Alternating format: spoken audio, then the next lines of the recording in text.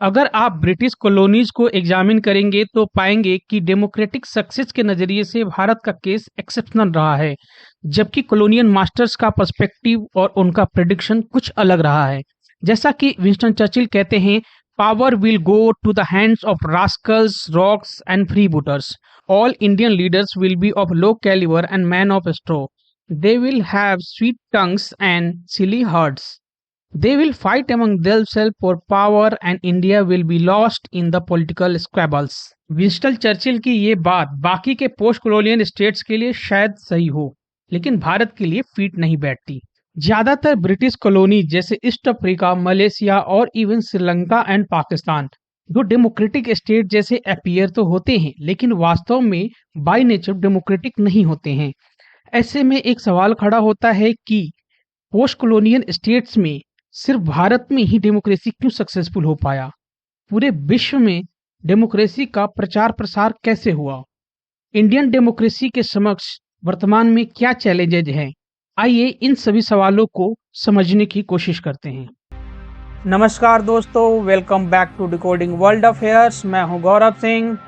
सबसे पहले यह समझते हैं कि पूरे विश्व में डेमोक्रेसी का फैलाव कैसे हुआ। इस पैटर्न को American political scientist Samuel P Huntington अपने 3 वेव्स ऑफ डेमोक्रेसी के हेल्प से एक्सप्लेन करते हैं। फर्स्ट वेव ऑफ डेमोक्रेसी एक मैच्योर डेमोक्रेसी को रिप्रेजेंट करता है, जैसे ब्रिटेन और अमेरिका, लेकिन यह एक्सपेंशन रिवर्स डायरेक्शन में इंटर वॉर पीरियड के दौरान दिखता है। इंटर वॉर पीरियड का मतलब फर्स्ट वर्ल्ड वॉर और सेकेंड वर्ल्ड वॉर के बीच का समय। इसी समय यूरोप में टोटलिटेरियन स्टेट्स जैसे इटली में मुसोलिनी और जर्मनी में हिटलर अपना ग्रिप स्ट्रॉन्ग करते दिखते हैं। इसे डेमोक्रेटिक डिक्लाइन के तौर पर देखा जाता है। डेमोक्रेसी की दूसरी लहर सेकेंड वर्ल्ड वॉर के खत्म होने के बाद दिखती है। इस समय 2 इंपॉर्टेंट इवेंट्स देखने को मिलते हैं। पहला, यूरोप के टोटलिटेरियन स्टेट जैसे जर्मनी और इटली डेमोक्रेसी की ओर लौटते हैं। दूसरा, कॉलोनियल स्टेट्स जैसे भारत और अफ्रीकन कंट्री आजाद होते हैं और डेमोक्रेटिक सेटअप को अडॉप्ट करते हैं। इस दूसरी लहर का रिवर्स वेव तब विटनेस होता है जब भारत को छोड़कर बाकी के पोस्ट कॉलोनियल देशों में डेमोक्रेसी कोलैप्स हो जाती है। इस डिस्कशन में हम लोग इसी विषय पर इन डेप्थ एनालिसिस करेंगे। इससे पहले हम डेमोक्रेसी की तीसरी लहर की भी बात कर ही लेते हैं। डेमोक्रेसी की तीसरी लहर तब विटनेस होती है जब सोवियत यूनियन का डिसइंटीग्रेशन होता है और कोल्ड वॉर खत्म होता है। ईस्टर्न यूरोप जहां कम्युनिज्म था, वहां डेमोक्रेसी का उदय होता है। हालांकि चाइना, नॉर्थ कोरिया और क्यूबा जैसे कुछ एक्सेप्शंस हैं। बहरहाल इंटेलेक्चुअल सोसाइटी के हल्के में यह भी कहा जाता है कि दुनिया डेमोक्रेसी की चौथी लहर देख पाती अगर अमेरिका अपने स्वार्थ की वजह से मिडिल ईस्ट में डेमोक्रेसी के फैलाव पर फुल स्टॉप नहीं लगाता। वो कैसे हुआ? कुछ यूं कि 2011 में तुनिशिया में डेमोक्रेसी सर्ज होता है। वहां पर पीपल्स मूवमेंट के थ्रू ऑथोरिटेटिव गवर्नमेंट को ओवरथ्रो कर दिया जाता है, लेकिन अमेरिका के इंटरवेंशन की वजह से अरब स्प्रिंग अरब समर बन जाता है। अब वापस लौटते हैं अपने मुद्दे की तरफ। डेमोक्रेसी के दूसरे लहर के रिवर्स के क्या कारण थे? दूसरे शब्दों में कहूं तो डेमोक्रेसी सिर्फ भारत में ही क्यों सक्सेसफुल हो पाया? इसका पहला कारण भारत के इतिहास में है। अमर्त्य सेन अपनी किताब आर्गुमेंटेटिव इंडियन में कहते हैं कि भारत में डेमोक्रेटिक कल्चर एंशिएंट टाइम से है। यहाँ तक कि भारत की रिलीजियस फिलोसफी में डेमोक्रेटिक कल्चर का जिक्र हुआ है। उदाहरण के तौर पर बुद्धिस्ट फिलोसफी में किंग बुद्धिस्ट संघा की असेंबली से चुना जाता था। इस बात को एक और इवेंट से सपोर्ट किया जा सकता है। आजादी के बाद पंडित नेहरू का स्टेचर बहुत बड़ा था। उनके पास अपॉर्चुनिटी थी कि वो ऑथोरिटेरियन बन जाते, लेकिन वो नहीं बने क्योंकि डेमोक्रेटिक कल्चर उनके अंदर इम्बाइब था। लेकिन एक सवाल खड़ा होता है कि उसी भारत का पार्ट तो पाकिस्तान भी था, लेकिन वहां पर क्यों नहीं है? भारतीय लीडर का फ्रीडम स्ट्रगल एक मैच्योर था। इंडियन लीडर्स का प्लानिंग सिर्फ फ्रीडम स्ट्रगल तक सीमित नहीं था, बल्कि आजादी के बाद के भारत की भी परिकल्पना थी। इस बात का साक्ष्य आजादी के पहले नेहरू रिपोर्ट 1928 में भी मिलता है। उस पूरे रिपोर्ट का रिकमेंडेशन मोटा माटी डेमोक्रेटिक नेचर का था, चाहे बात सेकुलरिज्म की हो, फेडरलिज्म की हो या फंडामेंटल राइट, इन सब का रिफ्लेक्शन मिलता था। वहीं दूसरी ओर पाकिस्तान बनाने का पूरा प्रोसेस जो था नैरो था। आजादी के बाद पावर स्ट्रक्चर को पाकिस्तान समझ नहीं पाया। कॉन्सिक्वेंटली मिलिट्री पावर एक्वायर करके पावरफुल बन गया और सिविलियन गवर्नमेंट वीक रह गई। इसके अलावा इसका तीसरा कारण है इंडिया की diversity. Diversity double edge sword है। अगर सही तरीके से नर्चर किया जाए तो स्ट्रेंथ बनती है और गलत तरीके से फीड करने पर वीकनेस का रूप ले लेती है। उदाहरण के लिए अफगानिस्तान का स्ट्रक्चर सोशली डाइवर्स रहा है। वहां पर ताजिक, हजारा, उज्बेक, पश्तून, बलूच जैसे बहुत सारे समुदाय रहते हैं। लेकिन उन सभी समुदायों के बीच पावर शेयरिंग का कॉन्फिडेंस नहीं है। इसलिए वहाँ का सिचुएशन हमेशा से हॉस्टाइल रहा है, जबकि India culturally unity in diversity का लिविंग एग्जाम्पल है। इसके अलावा भारत में डेमोक्रेसी के सक्सेस को इंस्टीट्यूशन का बड़ा रोल रहा है। इस बात को दो उदाहरण से मजबूत किया जा सकता है। पहला, इलेक्शन कमीशन ऑफ इंडिया ने सिर्फ एक वोटर की वजह से अपना पूरा सेटअप गिर फॉरेस्ट में किया था। यह इस बात का प्रमाण है कि भारत एक-एक वोट को वैल्यू करना जानता है।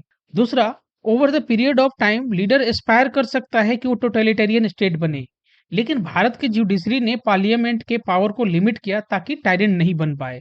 इसलिए सुप्रीम कोर्ट केशवानंद भारती 1973 में बेसिक स्ट्रक्चर डॉक्ट्रिन का इजाद किया, यानी पार्लियामेंट भारत के कॉन्स्टिट्यूशन के बेसिक स्ट्रक्चर को चेंज नहीं कर सकता। इसके अलावा न सिर्फ डेमोक्रेटिक इंस्टीट्यूशन बल्कि पॉलिटिकल लीडरशिप की मैच्योरिटी का भी एक बड़ा रोल रहा है। यह गहन तरीके से सोचने वाली बात है कि अगर पार्लियामेंट बेसिक स्ट्रक्चर को एक्सेप्ट करने से मना कर देता तो क्या होता। लेकिन इंडिया के पॉलिटिकल लीडरशिप ने इसका स्वागत किया। यह डेमोक्रेटिक इंस्टीट्यूशन के बीच हार्मोनी को भी शो करता है। साथ ही इसी पार्लियामेंट ने राइट टू इंफॉर्मेशन एक्ट 2005 जैसे कानून बनाए, जो पार्लियामेंट और व्यवस्था के अगेंस्ट काम करता है, ताकि ट्रांसपेरेंट और अकाउंटेबल गवर्नेंस को इंश्योर किया जा सके। इसी क्रम में बहुत सारी कमिटीज का रिकमेंडेशन था कि इलेक्शन कमीशन में इलेक्टोरल कॉलेज की व्यवस्था हो। हाल ही में सुप्रीम कोर्ट ने भी यही बात बोली और अब पार्लियामेंट ने वो बदलाव भी इसी डायरेक्शन में कर दिया। यानी अब से चीफ इलेक्शन कमिश्नर और कमिश्नर्स का चुनाव सिर्फ सेंट्रल गवर्नमेंट नहीं करेगी, बल्कि ऑपोजिशन की भी भूमिका होगी, जिससे इलेक्शन प्रोसेस ट्रांसपेरेंट होगा। साथ ही Indian leader doctor Manmohan Singh का 90 की उम्र में इस डेडिकेशन को देखिए। ऐसी तस्वीरें भारतीय डेमोक्रेसी के लिए ऊर्जा का स्रोत है। इसके अलावा भारत का पावर स्ट्रक्चर डेमोक्रेटिक नेचर का है। अनलाइक पाकिस्तान, भारत की मिलिट्री और सिविल एडमिनिस्ट्रेशन के बीच स्ट्रिक्ट सेपरेशन है। पाकिस्तान में जब भी मिलिट्री चीफ रिटायर होता है तो उसे जमींदार बना दिया जाता है। 100-100 एकड़ के फार्म हाउस गिफ्ट किए जाते हैं, जबकि भारत में रिटायरमेंट के बाद एक सामान्य नागरिक के रूप में रहते हैं। भारत अपनी डेमोक्रेसी को इस हद तक ट्रांसफॉर्म कर चुका है कि पावर डिसेंट्रलाइजेशन भारत का स्ट्रेंथ बन चुका है। पंचायती राज व्यवस्था में विमेन का रोल इस डायरेक्शन में काबिले तारीफ रहा है। इसके अलावा लोगों में एक भ्रम रहता है कि शिक्षित होने और एक वोटर होने से कोई सीधा संबंध है। भारत के लोग डेमोक्रेटिकली रोमांटिसाइज्ड हैं। लोग वोटिंग को एक उत्सव के रूप में देखते हैं। मुकुलिका बनर्जी अपनी किताब व्हाई इंडिया वोट्स में कहती हैं कि लोग इसलिए वोट करते हैं ताकि डेमोक्रेसी के एडिफिस को बचाया जा सके। लोगों का यह प्रयास भारत की डेमोक्रेसी को स्ट्रेंथन करता है। साथ ही भारत में कोई भी हार सकता है, अनसर्टेनिटी भारत के वोटर्स का ही कमाल है। भारत में डॉक्टर अंबेडकर से लेकर इंदिरा गांधी और अटल बिहारी वाजपेयी को भी हराया है। यहाँ पर लोग समय के अनुसार प्रोटेस्ट करके इंडिया की डेमोक्रेसी को और स्ट्रांग बनाते हैं। लोगों ने 2011 में इंडिया अगेंस्ट करप्शन मूवमेंट के थ्रू सरकार को मजबूर किया कि वो लोकपाल और लोक आयुक्त एक्ट 2013 को पारित करे। इसके अलावा भारत की डेमोक्रेसी का एक और खास बात है कि ये एक फंक्शनल डेमोक्रेसी है। यह सिर्फ मूर्त बन के नहीं पड़ी हुई है। उदाहरण के रूप में भारत और पाकिस्तान के स्ट्रक्चर को देखेंगे तो पाएंगे कि कुछ मामलों में पाकिस्तान भारत से स्ट्रक्चरली ज्यादा मजबूत है। जैसे भारत में अब इलेक्शन कमिश्नर को अपॉइंट करने के लिए कोलिजियम की व्यवस्था की हुई है, लेकिन पाकिस्तान में यह बहुत पहले से थी। इसके बावजूद भारत का इलेक्शन प्रोसेस ज्यादा फेयर और ट्रांसपेरेंट रहा है। पाकिस्तान की फेडरल असेंबली में आज भी वीमेन के लिए सीट रिजर्व्ड है, जबकि भारत में वीमेन रिजर्वेशन बिल 2008 से ठंडे बस्ते में पड़ा हुआ है। लेकिन फिर भी भारत की डेमोक्रेसी ज्यादा पावरफुल है क्योंकि फंक्शनली एक्टिव है। साथ ही भारत की लीडरशिप सोशल रेवोल्यूशन पर बहुत फोकस किया हुआ है। न्यू इकोनॉमिक पॉलिसी 1991 के थ्रू इकोनॉमी के रिफॉर्म करती है, तो वही 73rd और 74th अमेंडमेंट एक्ट 1992 के थ्रू पॉलिटी को और डिसेंट्रलाइज करके ग्रासरूट डेमोक्रेसी को और पावरफुल बनाती है। आगे 21st सेंचुरी के फर्स्ट डिकेड में कुछ रिवोल्यूशनरी स्टेप्स जैसे MNREGA 2005, right to information act 2005, protection of women from domestic violence act 2005 और नेशनल फूड सिक्योरिटी एक्ट 2013 जैसे स्टेप्स के माध्यम से इंडियन डेमोक्रेसी को और लेजिटिमाइज बनाती है। अब चलते हैं इसके अगले पिलर की तरफ कि इंडियन डेमोक्रेसी के समक्ष क्या चैलेंजेज हैं जिन्हें दूर करके इंडियन डेमोक्रेसी को और स्ट्रांग बनाया जा सके। सबसे पहले विमेन का रिप्रेजेंटेशन फिलहाल पार्लियामेंट में मात्र 14% है। एडीआर की यह डाटा हमें सजेस्ट करती है कि विमेन रिजर्वेशन बिल को जल्द से जल्द पास किया जाए। सेकेंड, एडीआर की सेम रिपोर्ट हमें यह भी बताती है कि वर्तमान पार्लियामेंट में 43% ऐसे लेजिस्लेटर हैं जिन पर क्रिमिनल रिकॉर्ड हैं। इस क्रिमिनलाइजेशन ऑफ पॉलिटिक्स को मिलन वैष्णव अपनी किताब व्हेन क्राइम पेज में एक्सप्लेन करते हैं। वे कहते हैं कि वीक क्रिमिनल जस्टिस की वजह से लोग क्रिमिनल्स को चुनते हैं ताकि उनका काम करवाया जा सके। इसलिए क्रिमिनल जस्टिस सिस्टम में रिफॉर्म भी जरूरी है। साथ ही फास्ट ट्रैक कोर्ट की मदद से इन सब केसेस को सॉल्व करके डेमोक्रेटिक एडिफिस को बचाया जा सकता है। इसके अलावा स्ट्रॉन्ग एग्जीक्यूटिव डेमोक्रेटिक कल्चर के लिए थ्रेट है। उदाहरण के लिए प्राइम मिनिस्टर पहले फॉर्म लॉज 2020 के विड्रॉल का अनाउंस करते हैं और बाद में कैबिनेट डिसीजन लेता है, जबकि होना उल्टा चाहिए था। साथ ही कई ऐसे इवेंट्स नोट किए गए हैं जहां पार्लियामेंट इंटरनल चेक्स को बाईपास करते नजर आई है। उदाहरण के लिए सिर्फ 27% बिल ही 16th लोकसभा में कमिटीज को रेफर किए गए थे। कमिटीज के जांच का अपना महत्व होता है। सिटीजनशिप अमेंडमेंट एक्ट और फार्म बिल भी सफिशिएंटली डिस्कस नहीं हुआ था। इसके अलावा कुछ स्ट्रक्चरल इश्यूज हैं जिसको दुरुस्त करना जरूरी है, जैसे स्पीकर कुछ मामलों में न्यूट्रल नहीं दिखते हैं। 10th शेड्यूल में रिप्रेजेंटेटिव के डिस्क्वालिफिकेशन के केस में स्पीकर का ऑफिस का मिसयूज भी हुआ है। इसके अलावा मीडिया का कॉर्पोरेटाइजेशन डेमोक्रेसी के लिए थ्रेट है। यह कॉन्फ्लिक्ट ऑफ इंटरेस्ट का केस बनता है। कहीं ना कहीं कॉर्पोरेट और सरकार के बीच कॉर्पोरेट के पक्ष को मजबूत करके उसकी बार्गेनिंग पावर को स्ट्रॉन्ग करता है। कॉर्पोरेट और सरकार के बीच इकोसिस्टम का बनना डेमोक्रेसी के लिए एक बड़ा थ्रेट है। एडिशनली मॉब वायलेंस और degraded criminal justice system democracy के लिए एक बड़ा थ्रेट है।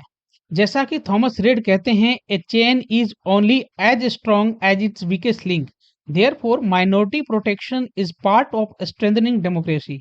एनकाउंटर और बुलडोजर पॉलिटिक्स के बजाय क्रिमिनल जस्टिस सिस्टम को सुधारना चाहिए। इस पूरे डिस्कशन का यही कंक्लूजन निकलता है कि वेस्टर्न प्रेडिक्शन भारत को लेकर पूरी तरह फेल हुआ है। भारत एक बड़ी और ताकतवर डेमोक्रेसी के तौर पर उभरी है। Thank you so much for watching this video. To get PDF of this discussion, you can find the link of Telegram channel in the description below. As we know, an idea needs propagation as much as a plant needs watering. Therefore, it's your duty to like, share and subscribe this channel. Quality contents are in line for you. We will meet next week with a new episode. Till then, God bless you all.